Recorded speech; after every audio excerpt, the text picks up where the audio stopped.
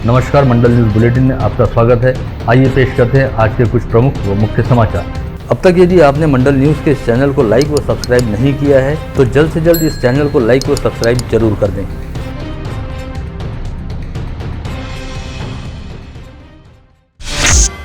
इस समय देश में एक बार फिर कोविड संक्रमण का असर बढ़ता दिखाई दे रहा है, जिसके मद्देनजर प्रधानमंत्री नरेंद्र मोदी ने आज सभी राज्यों के मुख्यमंत्रियों के साथ बैठक की, जिसमें सभी राज्यों के स्वास्थ्य मंत्री भी शामिल हुए। इस बैठक के बाद मीडिया के साथ बातचीत करते हुए राज्य के स्वास्थ्य मंत्री राजेश टोपे ने बताया कि इस विषय को लेकर सीएम उद्धव ठाकरे द्वारा आज शाम सभी जिलाधिकारियों के साथ बैठक ली जा सकती है, जिसमें मास्क के प्रयोग को लेकर चर्चा हो सकती है। साथ ही उन्होंने यह भी बताया कि यद्यपि मास्क के प्रयोग को पहले की तरह सख्त और अनिवार्य नहीं किया जाएगा, लेकिन भीड़भाड़ वाले स्थानों पर मास्क का प्रयोग करना अनिवार्य जरूर किया जा सकता है। वहीं राज्य में एक बार फिर कोविड टेस्टिंग को गतिमान करते हुए जरूरत पड़ने पर जीनोमिक सीक्वेंसिंग व ट्रैक टेस्ट करवाए जा सकते हैं और टीकाकरण को भी बढ़ावा दिया जा सकता है।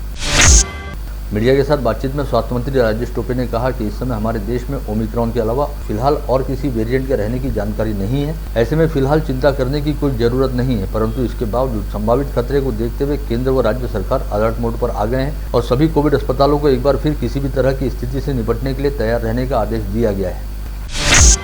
विगत कुछ दिनों से सांसद व विधायक राणा दंपति तथा शिवसेना के बीच रार व तकरार का दौर चल रहा है और अब दोनों ही पक्ष सीधे टकराव वाली स्थिति में। ऐसे में दोनों पक्षों की ओर से जमकर आरोप प्रत्यारोप लगाए जा रहे हैं। महाराष्ट्र की राजनीति में चल रहे इस महासियासती ड्रामे में अंतर्राष्ट्रीय माफिया सरगना दाऊद इब्राहिम के नाम की एंट्री हो गई है। शिवसेना के पार्टी प्रवक्ता व सांसद संजय राउत ने यह आरोप लगाकर सनसनी मचा दी है कि सांसद नवनीत राणा के डी कंपनी के साथ रिश्ते रहे हैं और डी कंपनी का हिस्सा रहने वाले यूसुफ लखड़ावाला से नवनीत राणा ने किसी समय 80 लाख रुपए का कर्ज लिया था, जो आज भी उन पर बकाया है, क्योंकि इसी दौरान यूसुफ लखड़ावाला की मौत हो गई है। संजय राउत के मुताबिक यूसुफ लखड़ावाला को किसी समय प्रवर्तन निदेशालय यानी ईडी द्वारा मनी लॉन्ड्रिंग के मामले में गिरफ्तार किया गया था। ऐसे में सांसद नवनीत राणा के खिलाफ भी ईडी की जांच करवाई जानी चाहिए और उनके अंडरवर्ल्ड डॉन दाऊद इब्राहिम के साथ क्या संबंध है, इस बात की भी जाँच की जानी चाहिए। वहीं दूसरी ओर सांसद नवनीत राणा ने सांसद संजय राउत के खिलाफ नागपुर के पुलिस आयुक्त के पास शिकायत दर्ज कराने के साथ ही अब दिल्ली के पुलिस आयुक्त के नाम भी एक पत्र भिजवाया है, जिसमें कहा गया है कि अनुसूचित जाति से वास्ता रखने वाली महिला होने की वजह से उन्हें सांसद संजय राउत द्वारा जानबूझकर सताया और अपमानित व प्रताड़ित किया जा रहा है, जिसके तहत सांसद संजय राउत उनके व उनके विधायक पति के लिए अपमानजनक शब्दों व विशेषणों का प्रयोग कर रहे हैं। ऐसे में सांसद संजय राउत के खिलाफ आवश्यक कानूनी कार्रवाई की जानी चाहिए। राज्य की महिला व बाल विकास मंत्री तथा जिला पालक मंत्री यशोमती ठाकुर ने गत रोज वलगांव के 147 बाढ़ प्रभावित परिवारों को जमीन व घरों के मालिकाना हक वितरित करते हुए अपने विचार व्यक्त करते समय राणा दंपति का नाम लिए बिना इशारों ही इशारों में कहा कि कुछ लोग केवल बड़ी बड़ी बातें करना ही जानते हैं, लेकिन बड़ी बातों की नौटंकी और तमाशा करने वाले लोग आज जेल में बंद हैं। यशोमती ठाकुर के मुताबिक कुछ लोग अपने आप को कटु व सत्य बोलने वाला और काम करने वाला बताते हुए बड़ी बातें किया करते थे। साथ ही कहते थे कि उन्हें नाटक करना नहीं आता, लेकिन ऐसे फिल्मी लोगों का नाटक अब सबके सामने आ गया है और आज नौटंकी करने वाले लोग जेल में बंद हैं। उधर राज्य मंत्री बच्चू कडू द्वारा कहा गया कि हनुमान चालीसा यह भारतीय जनता पार्टी का एक एजेंडा है, जिसके तहत राज्य में कानून व व्यवस्था की स्थिति को बिगाड़कर राष्ट्रपति शासन लागू करने का षड्यंत्र भाजपा द्वारा रचा जा रहा है। वहीं उन्होंने यह भी कहा कि विधायक रवि राणा एक तरह से पूर्व मुख्यमंत्री व भाजपा नेता देवेंद्र फडणवीस द्वारा तैयार किया गया बजूका है, जिसे आगे करते हुए भारतीय जनता पार्टी द्वारा राज्य सरकार को अस्थिर करने का प्रयास किया जा रहा है।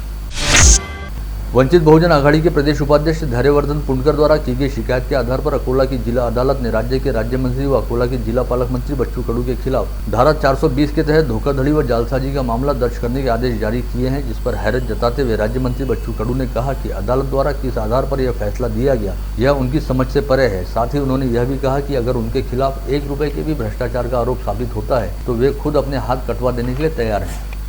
मी मागणी केली नाही, आमदारांनी मागणी केली आणि आमदारांनी मागणी केल्यानंतर जिल्हा नियोजन समितीमध्ये याचा ठराव झाला।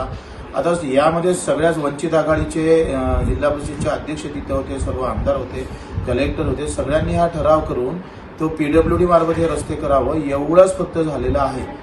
जिल्हा परिषदेची एजन्सी न ठेवता आम्ही सार्वजनिक बांधकाम विभागाची एजन्सी ठेवली। एवढ्याच्यावर मी फसवलं कसं 420 गुन्हा दाखल, म्हणजे हा फसवणुकीचा गुन्हा। मी कोणाला फसवलं हे सिद्ध होत नाही, म्हणून अशा प्रकारचे न्यायालय जर निर्णय द्यायला लागले तर आता न्याय मागायचा कुठं? एवढ्या खालच्या पातळीवर जाऊन जर निर्णय होत असेल तर याचा आम्ही निषेध करतो आणि ही जी गुन्हे दाखल केलेले आहे या संदर्भात आम्ही वरच्या कोर्टात जाऊ आणि ज्या चुकीच्या ऑर्डरी न्यायालयाने केले त्याच्या विरोधात सुद्धा आम्ही कोर्टात जाणार आहोत याच्यामुळे जे काही आम्हाला अपमानित करण्याचा प्रयत्न झाला, या माध्यमातून आम्हाला कुठेतरी डॉमिनेट करण्याचा प्रयत्न होत आहे, याच्या विरोधात निश्चितच उच्च न्यायालयापर्यंत जाण्याची आम्ही तयारी ठेवणार आहोत. म्हणून या चुकीच्या बातम्या जे फैलवल्या जात आहे याच्यामध्ये एक खडकू सुद्धा भ्रष्टाचार झाला नाही.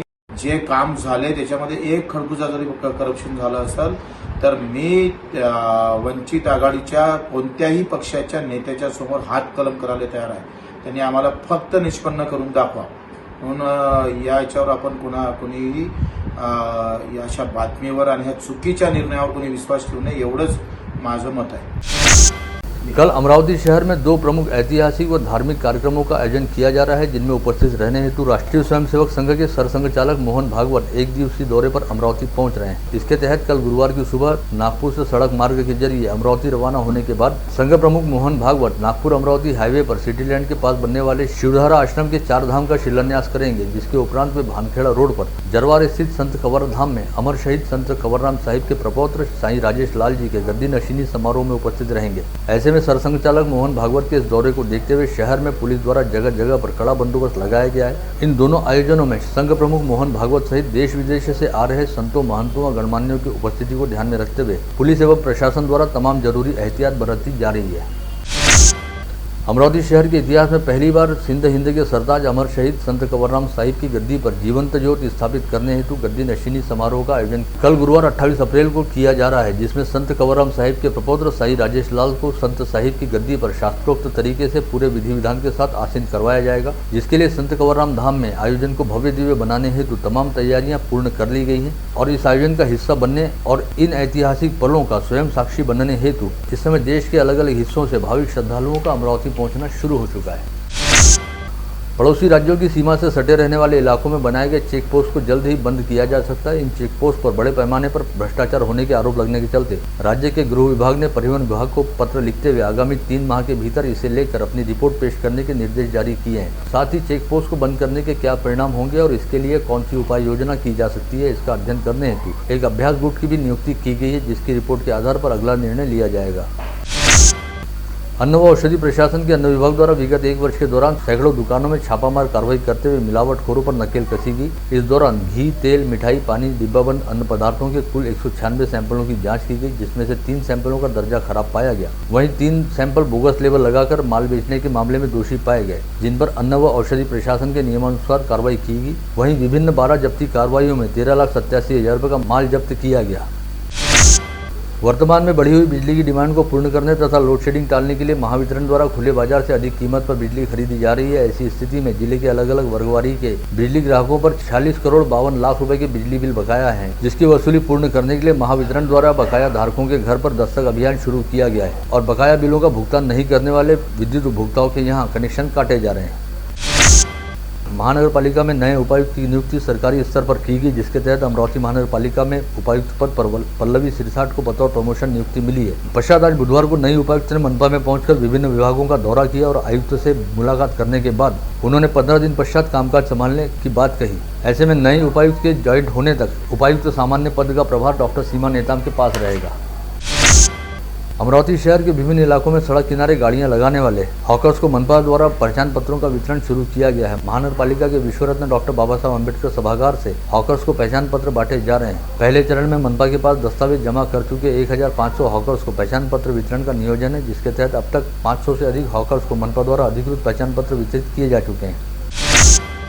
स्थानीय कृषि उत्पन्न बाजार समिति के पूर्व संचालक विनोद गुहे ने विभागीय सह निबंधक व जिला उप निबंधक के नाम लिखित तौर पर दी गई शिकायत में आरोप लगाया कि पुराना कॉटन मार्केट परिसर स्थित 16 दुकानों को संचालक मंडल और प्रशासन द्वारा गैर कानूनी व अवैध तरीके से कौड़ियों के दाम पर आपस में बांट लिया गया, जिसमें करोड़ों रुपए का घोटाला हुआ और फसल मंडी का काफी बड़ा नुकसान हुआ. गुहे के मुताबिक 16 दुकानों का आवंटन करने से पहले कोई विज्ञापन जारी नहीं किया गया और सरकार से कोई अनुमति भी नहीं ली गई. ऐसे में इस मामले की सघनता के साथ जाँच की जानी चाहिए. मार्क्सवादी कम्युनिस्ट पार्टी द्वारा आज पेट्रोल, डीजल और रसोई गैस के बढ़ते दामों को लेकर राज्यव्यापी आंदोलन करते हुए केंद्र सरकार की नीतियों का निषेध किया गया, जिसके तहत इरविन चौक स्थित अग्रवाल पेट्रोल पंप पर आंदोलन कर केंद्र सरकार का निषेध किया गया और नागरिकों को पत्रक वितरण करते हुए आंदोलन में सहभाग लेने का आह्वान किया गया.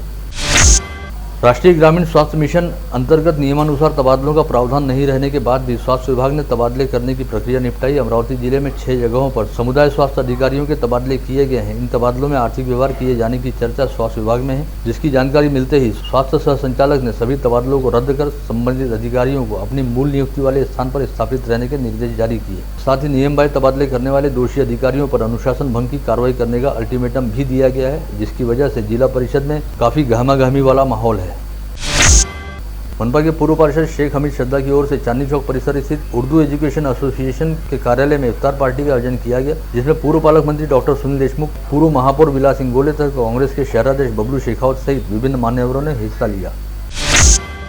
कांग्रेस द्वारा आज स्थानीय इरविन चौक के अग्रवाल पेट्रोल पंप के सामने महंगाई जुमला आंदोलन करते हुए लाउडस्पीकर लगाकर केंद्र सरकार के खिलाफ जमकर नारेबाजी की गई और पेट्रोलियम पदार्थों की लगातार बढ़ रही कीमतों को लेकर केंद्र सरकार की नीतियों का निषेध किया। के दाम कम हुए कि नहीं हुए? आपके जेब में थोड़ा बहुत पैसा बचने लगा कि नहीं बचने लगा? आपका फायदा हुआ कि नहीं हुआ? सर्वसाधारण लोकांचं जीवनमान हे ढासळलेलं आहे। लोकांची आर्थिक परिस्थिती अत्यंत ढासळलेली आहे। लोक हातघाई झालेले आहे। अशा वेळेस त्यांनी दिलेल्या घोषणा ज्या त्यांनी दिल्या त्या पुन्हा त्यांच्यापर्यंत पोहोचवाव्या, जेणेकरून त्यांना आपण जे बोललो होतो त्याची आठवण करून काहीतरी ते त्याच्यावर निर्णय घेऊन हे डिझेल, पेट्रोल या सगळ्या गोष्टी, गॅस या सर्व गोष्टी ज्या सर्वसामान्य लोकांच्या निगडीत आहे यांचे भाव कमी करतील असं आम्हाला प्रामाणिकपणे वाटतं। पूर्ण शहरामध्ये या बाबतीत लोकांमध्ये फार मोठा असंतोष आणि खतखत आहे। ती खतखत समोर आणण्यासाठी आम्ही आलो। कुठं शरम आली पाहिजे की आपण या जनतेच्या, महाराष्ट्राच्या जनतेला व देशाच्या जनतेला फसवणूक केलेली आहे। आपण त्यांना आश्वासन काय दिले होते आणि आजची देशाची परिस्थिती काय आहे ते भोंग्याचं राजकारण, जनताचा दिशाभूल झाली पाहिजे। म्हणून ह्या फसवणूक करणाऱ्या पंतप्रधान या बीजेपीच्या, हे बेशरम बीजेपी यांना कुठं ना कुठं जाग आली पाहिजे आणि जनतेमध्ये हे मेसेज गेला पाहिजे। म्हणून शहर काँग्रेस कमिटीतर्फे आज इथं सुनील भाऊ देशमुख, विलासभाऊ इंगोले, मिलिंद भाऊ चिमुटे यांच्या नेतृत्वामध्ये आंदोलन करण्यात आले। कांग्रेस पदाधिकारी समीर जौंजाल ने आज यहां बुलाई गई पत्रकार परिषद में जानकारी देते हुए बताया कि अमरावती महानगर पालिका मोक्षधाम व अमरावती महानगर पालिका मुक्तिधाम नामक स्मशान भूमि अस्तित्व में ही नहीं है, लेकिन इसके बावजूद अस्तित्व में नहीं रहने वाली स्मशान भूमि के नाम पर 47,98,400 रुपए की धोखाधड़ी की गई है। उन्होंने इस बारे में सूचना के अधिकार के तहत जानकारी हासिल की है। साथ ही इसे लेकर पुलिस आयुक्त सहित राजापेट पुलिस स्टेशन व गाड़गनगर पुलिस स्टेशन में संबंधितों के खिलाफ शिकायत भी दर्ज कराई गई है। जवळपास 50 लाख रुपयाची निधी वितरित करण्यात आली। या निधी ज्या स्मशानभूमीकरिता वितरित करण्यात आली अशी अमरावती महानगरपालिका मोक्षधाम व अमरावती महानगरपालिका मुक्तिधाम अशा त्या 2 संस्थांवरती वॉल कंपाऊंड बांधण्याची निधी वाटप करण्यात आली। त्याकरिता 2 मजूर सहकारी संस्थांना हे काम देण्यात आलं होतं, पण प्रत्यक्षात मात्र आम्ही जेव्हा माहिती घेतली आणि त्याची माहिती अधिकारात त्याची माहिती काढली असता सार्वजनिक न्याय नोंदणी विभाग आणि महानगरपालिका झोन क्रमांक 2 इथे माहिती काढली असताना या प्रकारची कुठलीही स्मशानभूमीच ही अस्तित्वात नाही। वर्ष 2021 में महाराष्ट्र के पुलिस आयुक्तालय क्षेत्र अंतर्गत दोषी सिद्ध करने के स्तर में पुलिस आयुक्तालय अमरावती शहर दूसरे स्थान पर रहा, जिसमें अमरावती शहर पुलिस आयुक्तालय का प्रतिशत 98.48% है। वहीं मीरा भाईंदर पुलिस आयुक्तालय समूचे राज्य में पहले स्थान पर है और नासिक शहर दोष सिद्धि के मामले में सबसे पीछे है। यवतमाल जिले की बाबुलगांव तहसील अंतर्गत माधनी गांव में गुप्तधन पाने के लिए एक अघोरी व लालची बाप ने खुद अपनी बच्ची की नर बलि देने की तैयारी कर ली थी और इसके लिए आधी रात में गड्ढा खोदकर पूजा करनी भी शुरू कर दी थी। किंतु समय रहते इस व्यक्ति की बेटी ने अपने पिता व मांत्रिक के बीच चल रही बातचीत को सुन लिया और जिसके उपरांत उसने पूरे मामले की वीडियो रिकॉर्डिंग करते हुए यवतमाल में रहने वाले अपने एक मित्र को भेजी। पश्चात इस मामले की जानकारी पुलिस को दी गई और 20 मिनट के भीतर पुलिस मौके पर पहुंची, जहां से आरोपी पिता व मांत्रिक सहित 9 लोगों को हिरासत में लिया गया। ऐसे में अपनी सतर्कता व समय सूचकता के चलते इस मासूम युवती की जान बच गई। तलेगांव दशासर से 5 किलोमीटर दूर शेंदुरजना खुर्द निवासी 58 वर्षीय भीमराव खंडारे नामक व्यक्ति का मोटरसाइकिल से नियंत्रण छूट गया और संतुलन बिगड़ने के कारण मोटरसाइकिल एक पत्थर से जा टकराई, जिसमें सिर पर पत्थर लगने की वजह से भीमराव खंडारे की मौके पर मौत हो गई। दस्तूरनगर से बडनेरा की ओर जाने वाले कार चालक का कार से नियंत्रण छूट जाने के कारण कार पेड़ से जा भिड़ी। इस सड़क हादसे में राहुल आंबटकर की घटनास्थल पर मौत हो गई। वहीं स्वप्निल आंबटकर नामक युवक गंभीर रूप से घायल हो गया। गाड़गनगर पुलिस थाना क्षेत्र के गजानन मंदिर के सामने शुरू भागवत में तेज आवाज के साथ लाउडस्पीकर बजाने को लेकर पुलिस ने लक्ष्मीनगर निवासी सुमित उमक के खिलाफ अपराध दर्ज करते हुए कार्रवाई शुरू की है।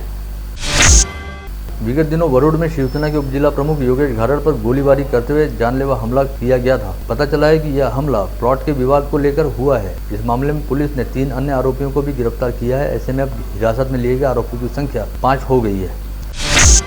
सिटी कोतवाली पुलिस थाना क्षेत्र के आदिवासी नगर होटल महफिल के पीछे रास्ते पर रहने वाली युवती को पिछले 1 माह से एक युवक बेवजह सताता था और युवती के घर से बाहर आते ही उसे पकड़ने का प्रयास करता था, जिससे परेशान होकर युवती ने सिटी कोतवाली पुलिस थाने में शिकायत दर्ज कराई और पुलिस ने विनोद भलावी नामक आरोपी की तलाश शुरू कर दी है।